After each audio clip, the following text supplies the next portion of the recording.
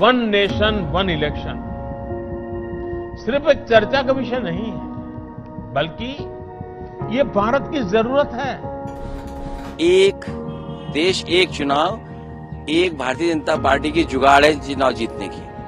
अपने देश में आजादी के बाद जब संविधान लागू हुआ तो 50-51 में, फिर दूसरा 57 में हुआ, वो भी एक देश एक चुनाव के रूप में हुआ।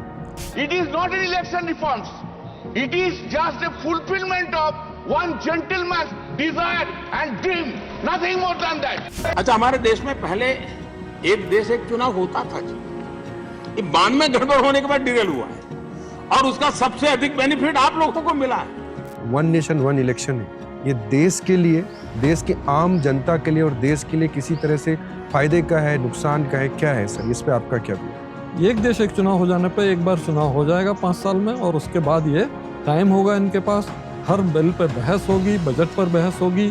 और ये जो आजकल इजाद करने का तरीका आ गया है ना कि चुनाव के समय जीतने का कोई नया सिम फॉर्मूला निकाल लेते हैं, ये सब चीज़ खत्म हो जाएगी।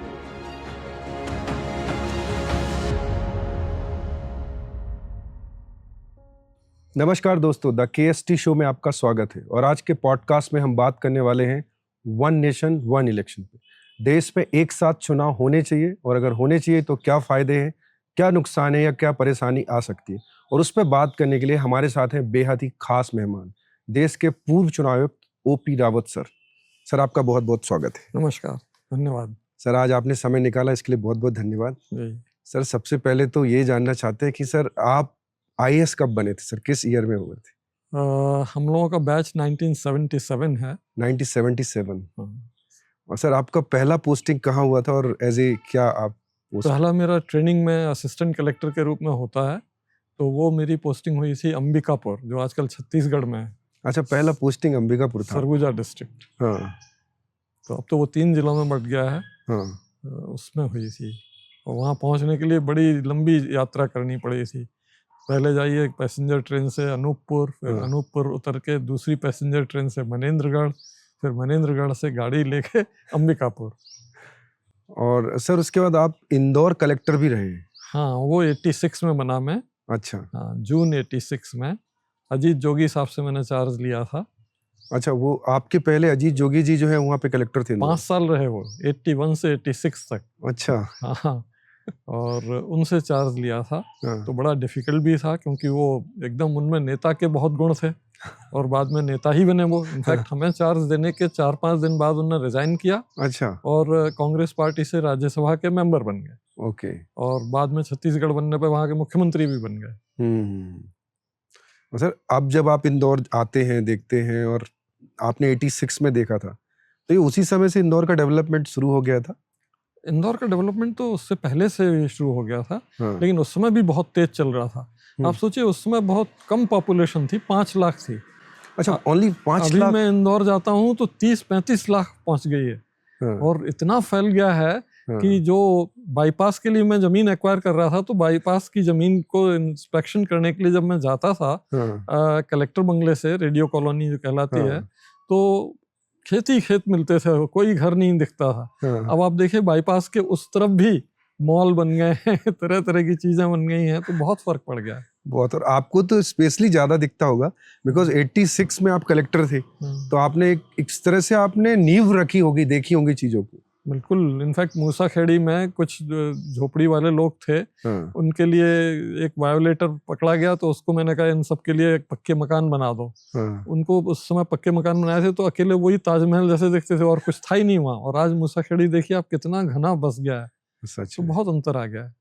तो उस समय सर ऐसा था कि आगे चल के फाइनेंशियल कैपिटल मध्य प्रदेश का बनने वाला? तो बिल्कुल था। इनफैक्ट उस समय जब मैं बाईपास के लिए जमीन एक्वायर कर रहा था, तो बहुत से लोग मेरे पास आए कि अरे सर, आपको जमीन यहाँ 2-4 एकड़ खरीद लीजिए, आप अरबपति बन जाएंगे। मैंने कहा नहीं, मुझे नहीं चाहिए। पहले से ही प्रेडिक्ट करते थे वो कि यहाँ आप एक्वायर कर रहे हैं, ये बड़ी सड़क बनने वाली है, तो जरूर यहाँ कीमतें बढ़ेंगी। तो लोग आके बोलते थे, लेकिन मेरा नेचर बिल्कुल अलग था, तो मैंने तो कभी वहाँ कुछ किया नहीं। सर, आप फिर देश के चीफ इलेक्शन कमिश्नर कब बने थे सर? मैं इलेक्शन कमिश्नर बना था 2015 में। अच्छा। क्योंकि मैं रिटायर हुआ था दिसंबर 13 में भारत सरकार के सचिव के रूप में। अच्छा। और 15 में मैं बना चुनाव आयुक्त और जनवरी 18 में मैं मुख्य चुनाव आयुक्त बना देश का। और 18 से आप कब तक थे सर चुनाव? पूरे 1 साल रहा, मैं दिसंबर में रिटायर हुआ। ओके। और आपके ड्यूरेशन में सर कहाँ कहाँ चुनाव हुए थे? जब मैं मुख्य चुनाव आयुक्त था तब 8 राज्यों में चुनाव हुए थे। अच्छा। सबसे पहले हुए नागालैंड, मेघालय और मणिपुर, कर्नाटक मई में। फिर उसके बाद हुए मध्य प्रदेश, छत्तीसगढ़, राजस्थान, तेलंगाना, मिजोरम, 5 राज्यों में। तो इतने चुनाव हुए और लोकसभा की तैयारी भी हुई, क्योंकि हम लोगों को 1 साल पहले लोकसभा चुनाव की तैयारी करनी होती है। तो चूंकि मैं दिसंबर 18 तक था और मई 2019 में चुनाव होने से तो लोकसभा चुनाव की पूरी तैयारी हो गई थी। सारे फॉर्मर चीफ इलेक्शन कमिश्नर्स की कॉन्फ्रेंस भी कर ली थी, स्टाफ की ट्रेनिंग भी शुरू कर दी थी, सब हो गया था काफ़ी। और एक नया एप्लीकेशन भी हम लोगों ने वो किया था, सिटीजन विजिलेंस। अच्छा। जो पूरा विश्व इस समय हम लोगों को देखता है कि इंडिया ही एक ऐसी डेमोक्रेसी है जिसने अपने नागरिकों को, आम नागरिकों को इतना ताकतवर बना दिया है कि वो प्रधानमंत्री तक की शिकायत कर सकते हैं। अच्छा, ये उस समय आया था जब आप मुख्य चुनाव आयुक्त थे? हाँ, ये जुलाई 18 में बना। उसके पहले कर्नाटक में पायलट हुआ बेंगलोर में, और जुलाई में 18 में फिर यूनिवर्सल एप्लीकेशन के लिए रिलीज किया, तो उस समय बना। और उससे इतना एम्पावर हो गया है आदमी कि अपने मोबाइल में अगर वो डाउनलोड कर ले और जहां भी चुनाव हो रहे हैं वहां प्रधानमंत्री जी भी भाषण दे रहे हैं और अगर कोई गलत शब्द उनके मुंह से निकल गया और उसने रिकॉर्ड कर लिया तो उनकी नौकरी खतरे में पड़ जाएगी। इतना पावरफुल है। सर, अभी देश में सभी लोग जानना चाहते हैं, बिकॉज सोशल मीडिया का जमाना है, सो अलग अलग लोगों को पता चल रहा है कि ये जो 1 नेशन 1 इलेक्शन है, देश में एक साथ चुनाव होने चाहिए। तो कई बार लोगों को समझ नहीं आ रहा कि क्या है, होने चाहिए या नहीं होने चाहिए, बिकॉज जो अलग अलग पार्टीज हैं उनका अलग अलग व्यू है। तो आपसे बेहतर कोई हो नहीं सकता, बिकॉज आप मुख्य चुनाव आयुक्त रहे हैं, इतना बड़ा एक्सपीरियंस रहा है सर, आपने स्टेट में काम किया है, आपने सेंट्रल में काम किया है, फिर चुनाव आयुक्त के रूप में काम किया है, फिर मुख्य चुनाव आयुक्त रहे। तो सर ये क्या है, ये जो 1 नेशन 1 इलेक्शन है, ये देश के लिए, देश के आम जनता के लिए किसी तरह से फायदे का है, नुकसान का है, क्या है सर, इस पे आपका क्या व्यू है? एक्चुअली पहले तो मैं ये बताना चाहूँगा कि अपने देश में आज़ादी के बाद जब संविधान लागू हुआ तो 50-51 में पहला चुनाव कराने की बात हुई और पहले चुनाव बहुत सफलतापूर्वक हुए, जबकि अंग्रेज कह गए थे कि आप लोग अपने देश को बर्बाद कर लोगे, चुनाव करा ही नहीं पाओगे, और हमने बहुत अच्छी तरह से चुनाव कराया। फिर दूसरा 57 में हुआ, वो भी एक देश एक चुनाव के रूप में हुआ। फिर 62 में हुआ, फिर 67 में हुआ। 67 के बाद ये अलग अलग विधानसभाएं अलग अलग समय भंग हो गई, लोकसभा भी भंग हो गई राष्ट्रपति चुनाव के संदर्भ में, क्योंकि उस समय तत्कालीन प्रधानमंत्री इंदिरा गांधी ने अपना कैंडिडेट अलग खड़ा किया और उनकी पार्टी ने अलग खड़ा किया, तो उसके बाद लोकसभा भी डिसॉल्व हो गई। तो इससे सब आउट ऑफ सिंक हो गए और अब स्थिति ये बन गई कि हर साल कई बार चुनाव होते हैं, कई राज्यों के चुनाव होते हैं, विधानसभाओं के होते हैं और सतत चुनाव चलते रहते हैं। तो इसमें बहस में तो बहुत सी चीजें आती हैं कि साहब पैसा बचेगा, ये होगा, मैं उन सब चीजों को नहीं मानता। असली चीज जो है वो ये है कि लोकतंत्र में अपोजिशन और रूलिंग पार्टी दोनों का रोल महत्वपूर्ण है। बिल्कुल ठीक है। दोनों बैलेंस करते हैं और दोनों जनता की आवाज को समझते हैं, समझाते हैं एक दूसरे को और उनके कल्याणकारी निर्णय कराते हैं और इन पर अच्छी स्वस्थ बहस करते हैं। कंटिन्यूअस चुनाव होने से, चुनाव क्या है, एक तरह से मल्लयुद्ध जैसा है, अखाड़े में लड़ाई लड़ने वाला। रोज रोड शो हो रहा है तो रोज एक दूसरे को गाली गलौज हो रहा है, रोज एक दूसरे को बुरा भला कह रहे हैं। और अगर ये चीज सतत चलती रहे, जैसे इसी साल देख लीजिए आप, पहले जम्मू कश्मीर हरियाणा में मल्लयुद्ध हुआ, फिर 2 महीने बाद जो है महाराष्ट्र में मल्लयुद्ध हुआ, अब दिल्ली में मल्लयुद्ध चल रहा है, शुरू हो गया जम के, और दिल्ली के बाद अब बिहार आने वाला है। तो ये चलता ही रहेगा। तो इससे क्या हो जा रहा है कि अपोजिशन और रूलिंग ये दोनों हेल्दी काम करने के बजाय एक दूसरे के शत्रु हो गए, एनिमी। और अगर राजनीतिक दल एक दूसरे के शत्रु हो जाएं तो फिर काम नहीं चल सकता, डेमोक्रेसी ठीक से नहीं चल सकती। और वो मैं देख रहा हूँ कि लोकसभा में आप देखिए बड़े बड़े बिल पास हो जाते हैं ध्वनि मत से, क्योंकि बहस करने का समय ही नहीं। विधानसभा में होता ही नहीं, सब हल्ला गुल्ला, नारेबाजी और वेल में जाना और पेपर फाड़ना, ये सब चलता रहता है और सब चीजें पास हो जाती हैं। तो ये सब डेमोक्रेसी के लिए अच्छा नहीं है। डेमोक्रेसी तभी अच्छी और स्वस्थ चल सकती है जबकि रूलिंग पार्टी अपना रोल समझे, अपोजिशन अपना रोल समझे और दोनों स्वस्थ तरीके से ये काम करें जनता के लिए, तभी चल सकती है। तो ये सबसे बड़ा प्रॉब्लम है एक देश एक चुनाव न होने का। एक देश एक चुनाव हो जाने पर एक बार चुनाव हो जाएगा 5 साल में और उसके बाद ये स्वस्थ रूप से रहेंगे। टाइम होगा इनके पास, हर बिल पे बहस होगी, बजट पर बहस होगी, कौन सी चीज क्या हो रही है वो होगा। और ये जो आजकल इजाद करने का तरीका आ गया है ना कि चुनाव के समय जीतने का कोई नया सिम फार्मूला निकाल लेते हैं। महाराष्ट्र में लाड़की बहना निकल गया, मध्य प्रदेश में लाडली बहना निकल गया, ये सब चीज खत्म हो जाएगी। ये सब चीजों से क्या है, अचानक ही आप कोई एक सिम फार्मूला लेके और चुनाव जीत जाते हैं तो उससे क्या फायदा है। आपको ये योजनाएं अच्छी हो सकती हैं लेकिन इनमें आपको थोड़ा सा परीक्षण करना चाहिए, बहस करनी चाहिए और ये अनुमान लगाना चाहिए कि किन लोगों को इस तरह की मदद मिलनी चाहिए जिससे उनका सशक्तिकरण हो, जिससे वो समाज में अपना रोल अच्छी तरह निभा सकें, परिवार सुदृढ़ हो। वो चीज हो नहीं पा रही है। अब चुनाव जीत गए हैं तो वो अच्छी चीज है, ऐसे मान के हम लोग चलते हैं, तो वो ठीक नहीं है। वो एक देश एक चुनाव इसीलिए होना चाहिए। तो क्या सर, आप चूंकि मुख्य चुनाव आयुक्त रहे हैं, तो क्या हमारा देश इसके लिए तैयार है एक देश एक चुनाव के लिए? बिकॉज एक चीज ये भी निकल के आ रही है कि अगर एक ही पार्टी स्टेट में है, एक ही पार्टी सेंट्रल में है और पूरे देश में अगर हो गया ऐसे, तो उनको तो कोई डर ही नहीं रहेगा फिर। बिकॉज अभी कम से कम ये तो रहता है कि अगले मेरे को 2 स्टेट में चुनाव आने वाले हैं, तो फिर तो नेता आएगा नहीं 5 साल तक। ये भी तो एक लोगों के अंदर डाउट है। अगर एक देश एक चुनाव हो गया तो सब कुछ तो सेंट्रलाइज हो जाएगा, एक ही जगह चला जाएगा। अभी देखिए आप क्या हो रहा है, 10-10, 15-15 साल से तो एक ही पार्टी दोनों जगह है। ये तो कंटिन्यूस चुनाव का परिणाम है, एक देश एक चुनाव का नहीं है। और अब अपोजिशन की जरूरत नहीं है, अब रूलिंग पार्टी अपने में ही लड़ रही है। लोकतंत्र के जो स्वस्थ पहलू हैं वो खत्म हो गए हैं। अपोजिशन बचा नहीं तो अब आपस ही में अपोजिशन करना है, एक दूसरे से लड़ना भिड़ना है। तो मुझे लगता है कि वो चीजें गलत हैं। हमारा वोटर इतना प्रबुद्ध हो गया है कि आप देखिए पिछले इलेक्शन में उड़ीसा में एक ही पोलिंग स्टेशन में 2 ईवीएम रखी है, एक ईवीएम लोकसभा के लिए, एक विधानसभा के लिए। विधानसभा के लिए उसने बीजू जनता दल को 2/3 मेजोरिटी दे दी कि अच्छा काम कर रहे हैं, इनको हम 2/3 मेजोरिटी देंगे। लोकसभा के लिए उन्होंने रूलिंग पार्टी बीजेपी को दे दिया। मतलब वोटर कितना अच्छा है, समझे उसमें। अभी भी इस बार भी हुए चुनाव, अरुणाचल प्रदेश, आंध्र प्रदेश, उड़ीसा में भी हुआ है। उड़ीसा में तो 2004 से अभी तक ऐसे ही हो रहा है, दोनों पार्टी अलग अलग चुनाव जीत रही है। यही हुआ।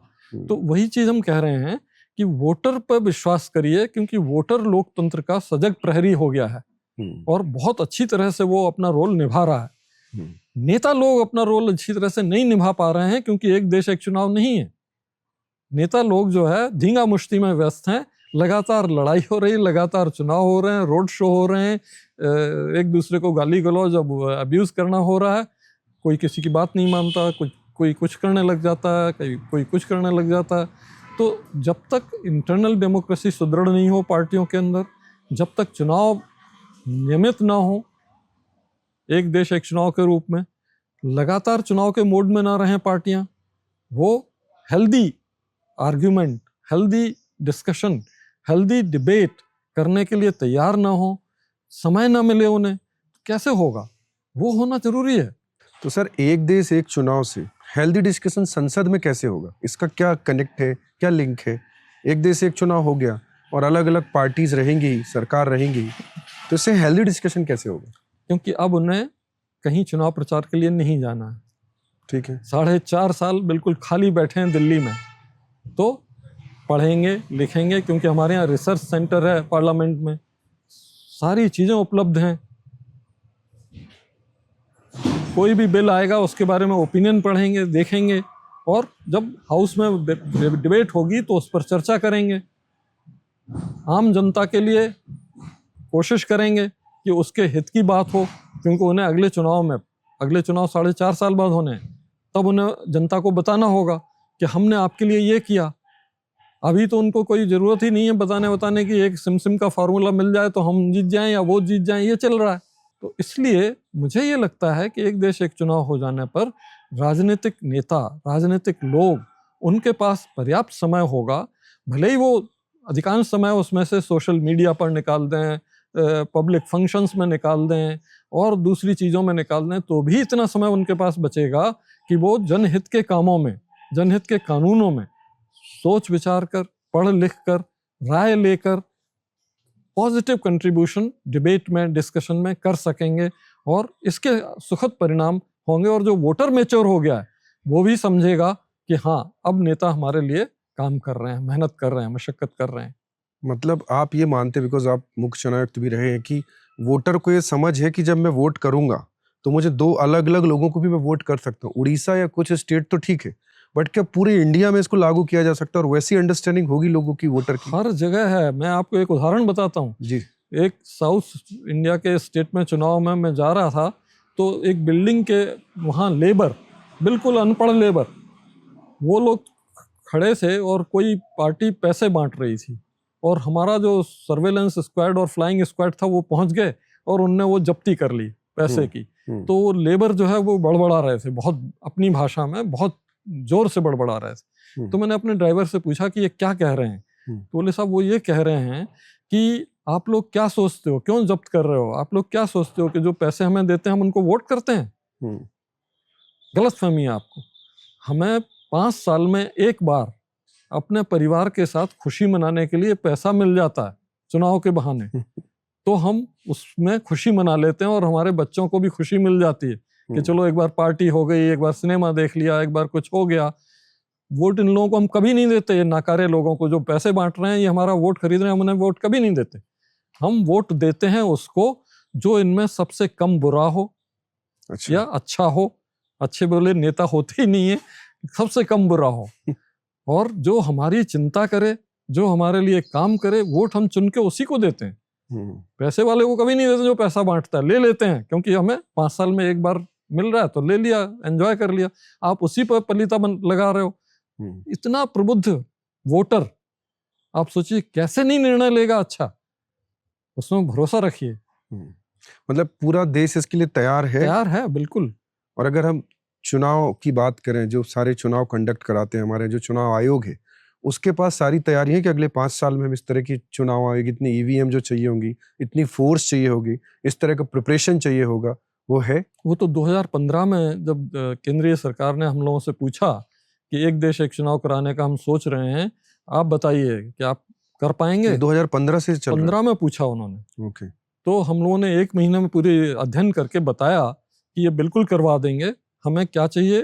कुछ अमेंडमेंट 5 आर्टिकल्स में संविधान में संशोधन चाहिए, कुछ amendment representation of people act 1951 में चाहिए और कुछ लॉजिस्टिक जो आपने पूछा, ईवीएम, वीवीपैट, क्योंकि ये अपने यहाँ बहुत सुरक्षित स्थानों पर बनती है।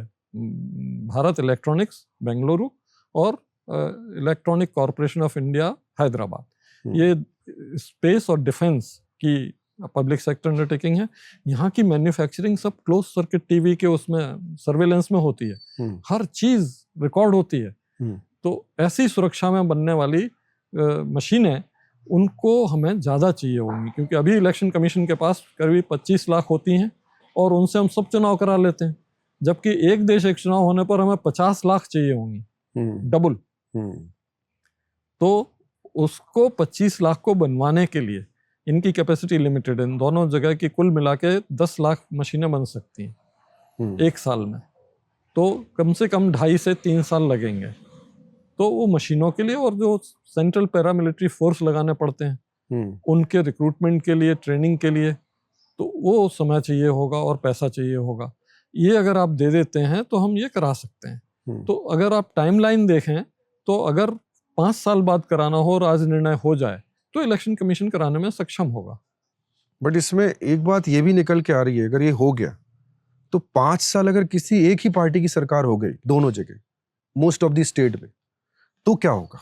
अभी तो 15-15 साल हो गई है मोस्ट ऑफ द स्टेट। अगर 15-15 साल है तो क्या हो रहा है वहाँ? आप सोचिए ना, उससे तो अच्छा ही होगा। मतलब आप पूरी तरह से कन्विंस है कि वन नेशन वन इलेक्शन होना चाहिए और वो देश के लिए फायदे का है।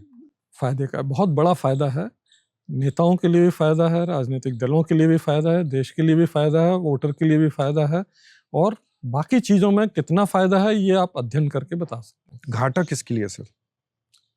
घाटा बहुत लोगों के लिए हो सकता है, क्योंकि आप इससे अंदाज लगाइए कि चुनाव बार बार होने से फायदा किसको होता है। खर्चा, पार्टियां जो 1 लाख 1.5 लाख करोड़ खर्चा करती हैं, ये कहाँ जाता है? चुनाव प्रचार में झंडे वंडे लेके मोटरसाइकिलों पर रैली निकालने वाले जो लोग होते हैं, जो वैसे एम्प्लॉयड नहीं है गेनफुली कहीं भी, लेकिन ये सब काम कर सकते हैं। मसलमैन, ताकत दिखाने के लिए।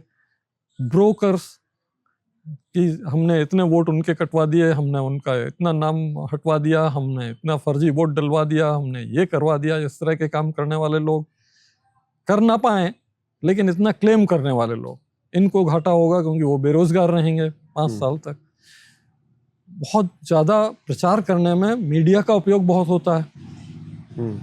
मीडिया भी बहुत खर्चीला है, तो वहाँ पे भी इम्पैक्ट आएगा। तो इन सब जगहों पर इम्पैक्ट आएगा, लेकिन वो सब इम्पैक्ट जो है नेगेटिव है, क्योंकि वो पैसा अनप्रोडक्टिव है, उत्पादक खर्चा नहीं है वो अगर आप उत्पादक जगह में लगाएंगे तो वहाँ पे भी उन्हें रोजगार मिलेगा, वहाँ पे भी गेनफुली एम्प्लॉयड होंगे लोग, तो कोई दिक्कत नहीं उससे होगी, बल्कि फायदा ही होगा कि इकोनॉमी में जो पॉजिटिव कंट्रीब्यूशन है वो बढ़ेगा।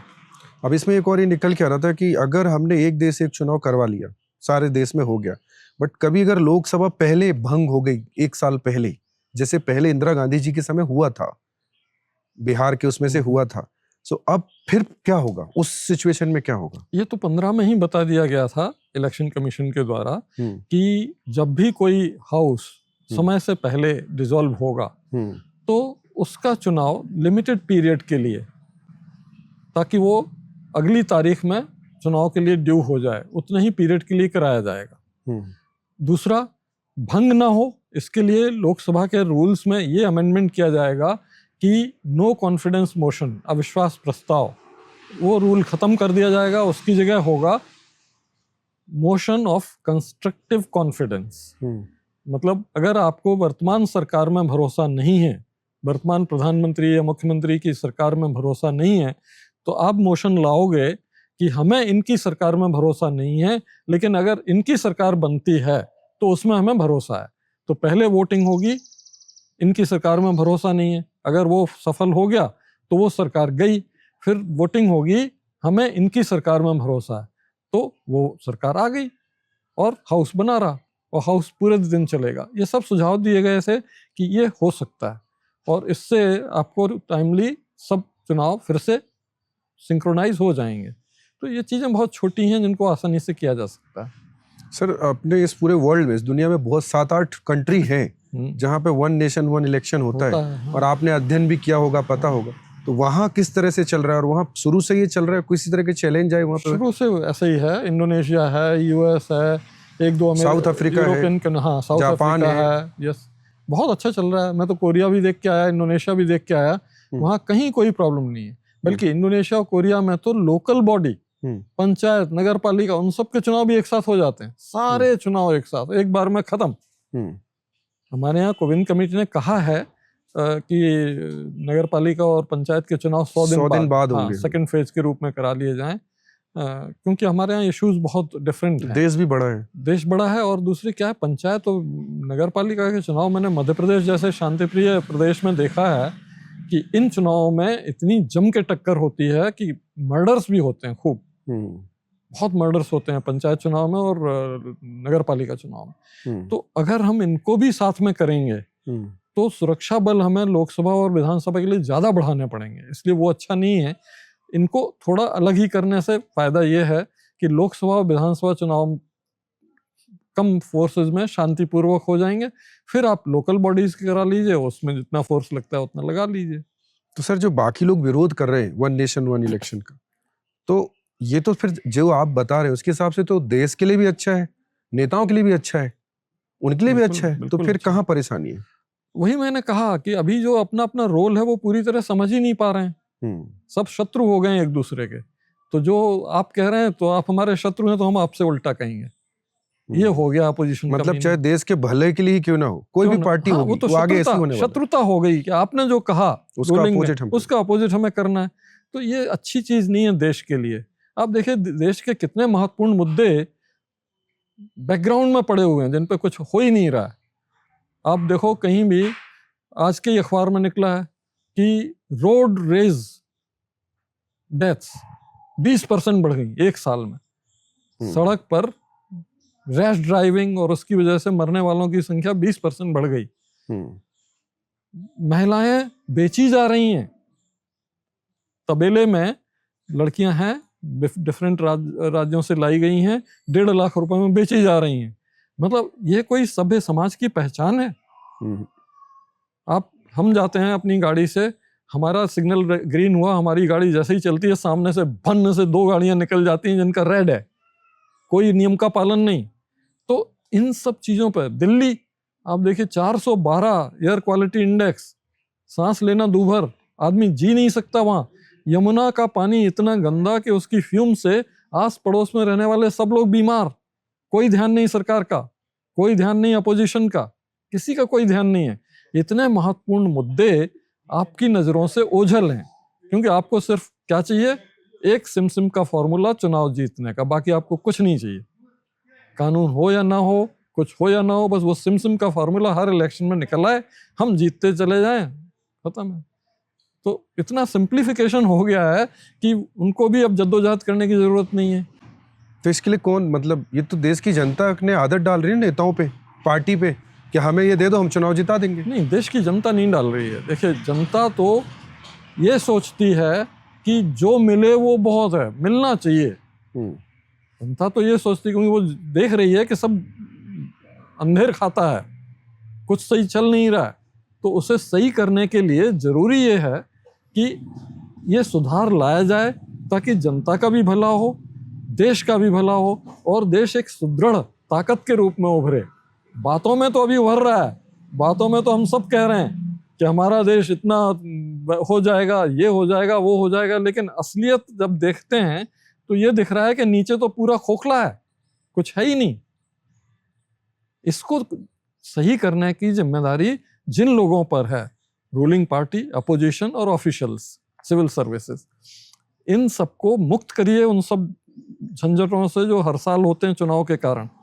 उन सब से मुक्त हो जाएं तो ये इन पर ध्यान देंगे जो महत्वपूर्ण मुद्दे हैं जनता के हित के, और बाकी देश में कुछ नया होगा। सर अभी आपने बात की थी, एक जादुई फॉर्मूला है लोगों के पास, सभी पार्टियां यूज़ कर रही हैं, जहां जहां चुनाव जीतना है कोई ना कोई स्कीम गरीबों के लिए, महिलाओं के लिए, लाडली योजना, ये सभी स्टेट में है, जिसकी जहां गवर्नमेंट है वो ये कर रही है। और इस पर मैं देख रहा हूँ कि अच्छा बात है, बहुत सारा बहस भी हो रहा है कि ये देना चाहिए कि नहीं, इससे क्या होगा।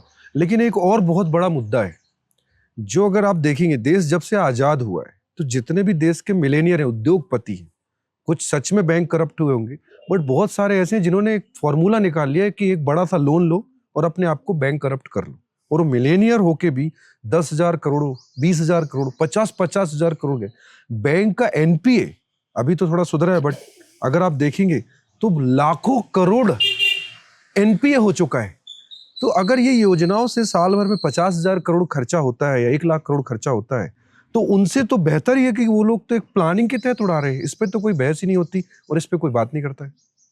आपने बहुत सही मुद्दा उठाया है, ये बहुत महत्वपूर्ण है कि इस पर बहस होनी चाहिए, इस पर विचार होना चाहिए और इस पर निर्णय होना चाहिए ताकि ये रुक सके, ऐसा ना हो। लेकिन इसका एक दूसरा पहलू भी है कि इंडस्ट्री और बिजनेस ये रिस्की चीज़ें होते हैं। इसमें जो भी आइडिया है आपका, जो भी आपका प्लान है, सफल होने की संभावना होती है 70%, 50%, 40%, असफल होने की भी संभावना होती है। और जब आप इसको अपने प्लान को उतारते हैं ज़मीन पर, तो उसमें वो रिस्क है कभी कभी बढ़ जाता है अनफोर्सीन सर्कमस्टांसेस के कारण। तो उससे हम एंटरप्रेन्योरशिप को ख़त्म कर दें और उनको बिल्कुल सपोर्ट ना करें, वो भी अच्छा नहीं है। तो जहाँ बोनाफाइडी है, जहाँ उन्होंने काम मेहनत से किया है, सही प्लान बनाया, ड्यू डिलिजेंस की है और उसके बाद भी वो अन्य कारणों से फेल हो गए जो अपरिहार्य थे, तो उसमें अगर एनपीए होता है तो कोई बात नहीं, ये हर इकोनॉमी में होता है। लेकिन जो डेलिबरेट, प्री डिटर्मिनेट, तय करके कि हमें पब्लिक सेक्टर बैंक्स को, पब्लिक को और सरकार को धोखा देकर पैसा इधर से उधर डाइवर्ट करना है, इस पर ध्यान देने की जरूरत है सरकार को। और उनके पास समय होगा, चुनाव में नहीं लगेंगे लगातार, रोड शो में नहीं लगेंगे लगातार, ये तो भी जरूरी है। तो वो इसको भी ध्यान दे सकते हैं और इसको भी रोक सकते हैं। आप ये कह रहे हैं ये सारी चीजों की जो जड़ है वो है लगातार चुनाव। लगातार चुनाव होते रहेंगे तो देश के जो मेन मुद्दे हैं वो कभी फोकस होंगे ही नहीं, कभी नहीं आ पाएंगे फोकस। सर अगर वन नेशन वन इलेक्शन होता है, एक देश एक चुनाव, तो चैलेंजेस क्या दिखते हैं आपको? अगर देखा जाए फेवर में तो बहुत सारी चीजें हैं, कुछ ऐसा आपको समझ में आ रहा है कि ये चैलेंज हो सकता है?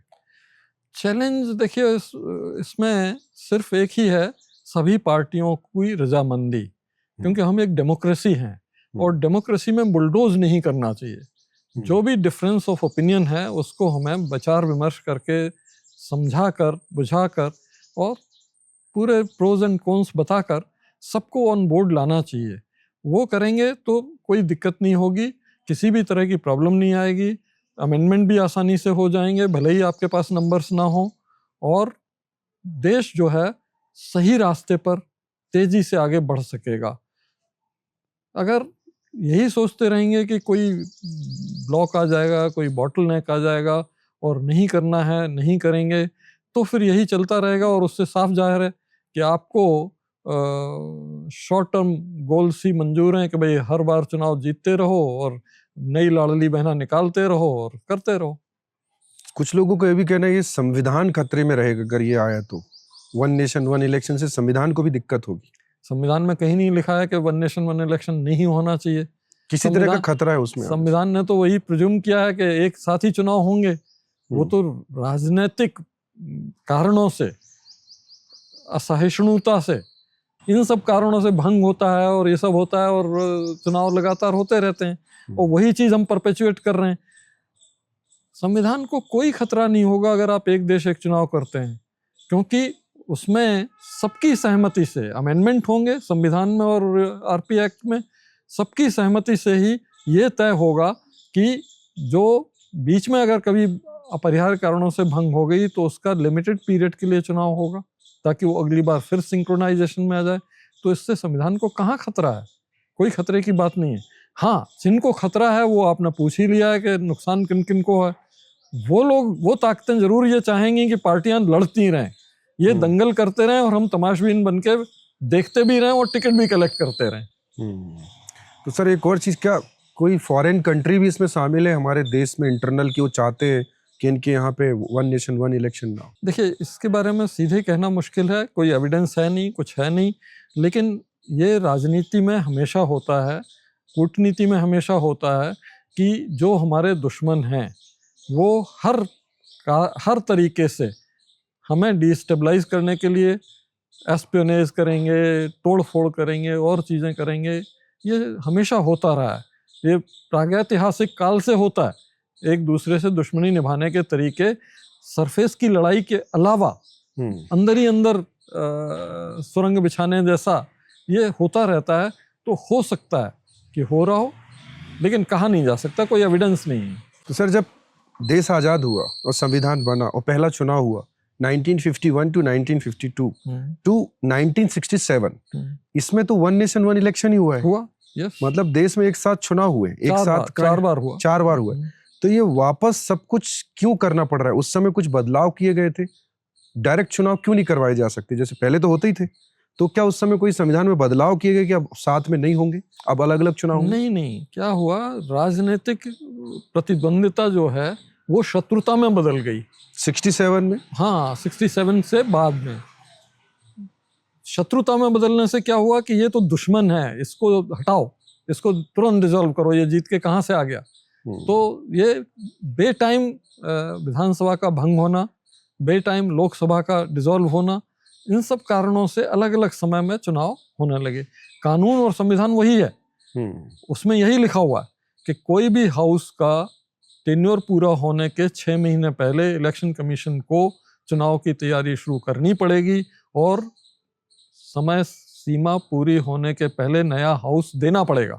तो इलेक्शन कमीशन कराता रहता है चुनाव, और ये कानून जब तक रहेगा तब तक वो चुनाव ऐसे ही हर साल कराते रहेंगे।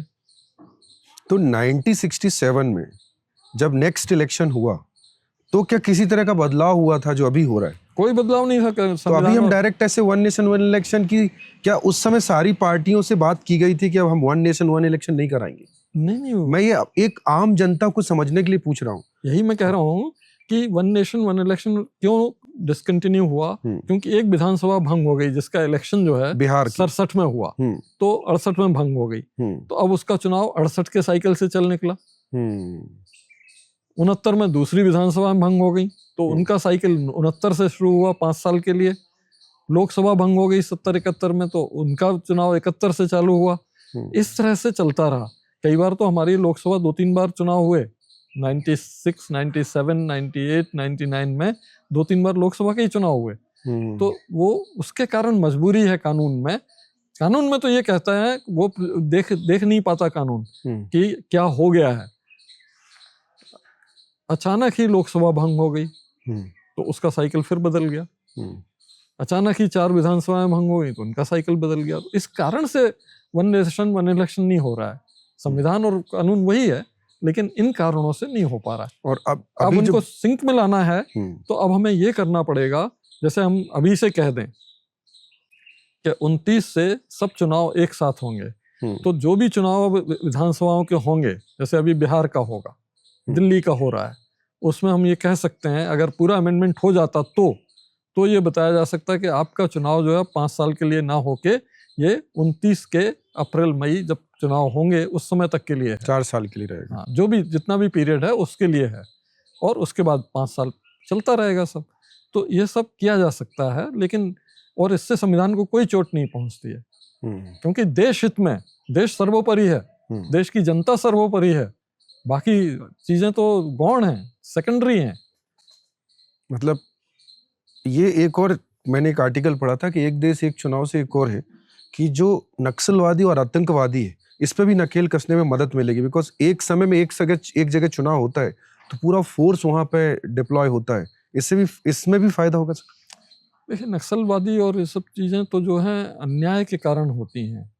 अब हम आपको बताएं मध्य प्रदेश का वन अधिकार अधिनियम का क्रियान्वयन, आदिवासी जो बेचारे जंगल में खेती करते हैं उनको खेती से बेदखल कर दिया जाता है, जंगल के स्टाफ द्वारा भगा दिया जाता है, प्रताड़ित किया जाता है, उनकी बैलगाड़ी जब्त कर ली जाती है, हल जब्त कर लिए जाते हैं, ये सब होता रहा है।